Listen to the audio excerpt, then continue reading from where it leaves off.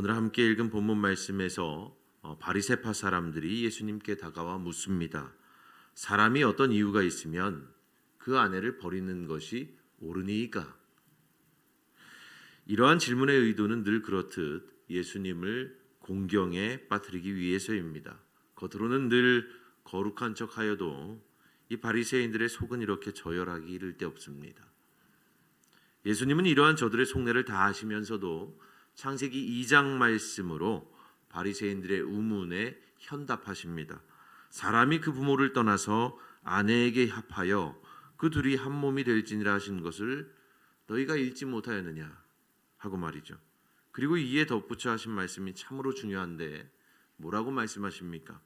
그런즉 이제 둘이 아니요 한 몸이니 그러므로 하나님이 짝지어 주신 것을 사람이 나누지 못할지니라.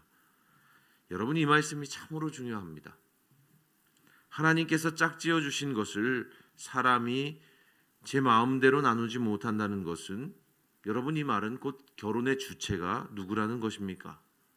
바로 하나님이시라는 겁니다. 일견 우리가 생각할 때에는 결혼이 한 남자와 여자가 만나고 사랑해서 합의라는 것이기 때문에 그 두 사람이 결혼의 당사자여 주체라고 생각할 수 있지만, 예수님께서는 그 둘을 짝지어 주신 것이 하나님이시다라고 분명하게 말씀하십니다.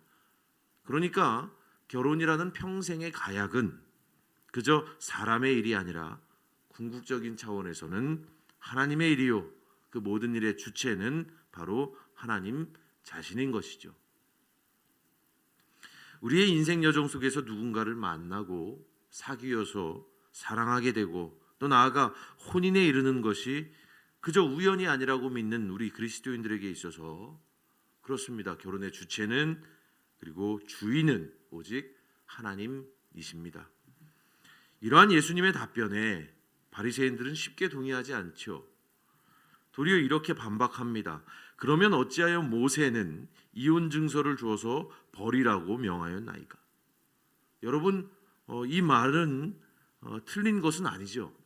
신명기 24장 1절의 기록에 따르면 이스라엘의 율법은 아내에게 어떤 수치되는 일이 발견했을 때, 수치되는 일이 있음을 발견했을 때에 이혼 증서를 써서 버리라 이렇게 명합니다.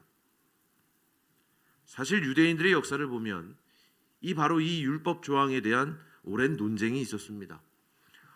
샴마이라고 부르는 학파에서는 수치스러운 일, 곧 간음이나 음행의 경우에는 가차없이 이혼해도 된다고 봤고요. 반면에 힐렐 학파에서는 더 급진적인 입장을 취해서 아무 이유로든지 이혼할 수 있다라고 했습니다. 그러니까 율법에 대한 각기 다른 해석과 입장이 있었던 겁니다. 어떤 이에게는 음행만이 수치스러운 일로서 적용될 수 있었고, 또 어떤 이들에게는 심지어 밥을 태우는 것도 수치스러운 일로 적용되기도 했다는 얘기입니다. 그러니까 이연령 비연령이었죠.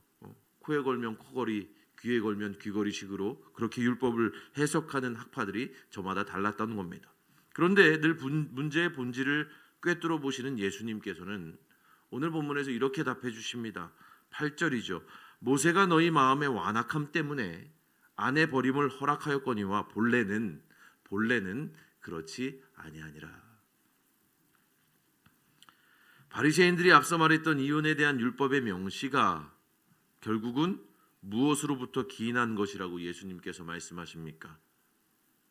바로 너희 마음의 완악함 때문에, 너희 마음의 완악함 때문이다 이렇게 말씀하고 계십니다. 그러니까 이 말은 곧 하나님의 형상대로 창조된 인간이 하나님의 성품에서 떠나지 않았다면 그런 율법도 애초에 없었을 거라는 것이죠. 문제는 하나님 곁을 떠난 인간의 불완전함, 그 완악함에 있다는 것일 뿐, 본래 하나님의 뜻은 이혼을 허용하는 것이 아니라고 예수님은 그렇게 말씀하고 계십니다. 다만 예수님은 오늘 본문에서 음행한 경우에는 예외적으로 이혼하는 것이 가능한 것처럼 말씀하십니다. 왜냐하면 음행이 곧 배우자에 대한 신의를 저버리는 것일 뿐만 아니라 궁극적인 차원에서는 바로 결혼의 주체이신 하나님에 대한 배반이기 때문이죠. 하지만 여러분, 모든 것이 편리한 오늘날의 세상은 결혼하는 것도 또 헤어지는 것도 참 편리한 시대가 되어버린 것 같습니다. 여러분 잘 아시는 것처럼 가장 많은 이별의 사유가 성격 차이라고 하죠. 매스컴에서는 돌싱, 곧 돌아온 싱글이라는 말로 장가나 시집을 한번 갔다가 다시 돌아온 게 오히려 자유로워진 것처럼 그렇게 묘사하기도 합니다. 참 씁쓸합니다. 물론 우리에겐 결혼의 실패를 경험한 이들에 대한 좀 더 섬세하고 신중한 이해와 접근이 필요합니다. 한 사람의 인생은 다른 이는 절대로 이해할 수 없는 복잡함이 있습니다. 불가해한 측면이 있는 거죠. 그래서 우리는 누군가의 실패나 상처에 대해서 함부로 입에 올려서는 안 됩니다. 다만 정말로 오늘 예수님 말씀을 통해서 우리가 깨달아야 할 것이 있다면 바로 이것입니다. 결혼의 주체는 하나님이시고 가정의 주인도 하나님이시다. 이러한 고백으로 여러분, 종교개혁가인 마르틴 루터는 부부란 곧 하나님이 세워주신 거룩한 지위다, 이렇게 말하기도 했습니다. 여러분, 이러한 사실을 마음에 새기시기 바랍니다. 하나님만이 결혼의 주체가 되시고 또 가정의 주인이십니다. 부부란 단지 인간적인 결합이 아니라 하나님이 세워주신 거룩한 지위입니다. 여러분, 이러한 신앙적 고백을 지키기 위해서 우리는 어떻게 합니까? 우리 마음의 완악함을 자꾸만 비우고 마음이 정결케 되기 위해서 부단히 깨어서 기도해야 합니다. 또한 자꾸 하나님 말씀에 나를 비춰봐야 합니다.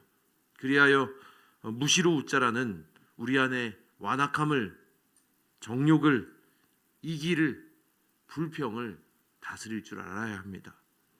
이러한 영적인 싸움 속에서 하나님이 세워주신 거룩한 지위이자 또 선물인 부부관계를 그리고 가정을 힘써 지켜내는 우리 모두가 되기를 주님의 이름으로 축원합니다.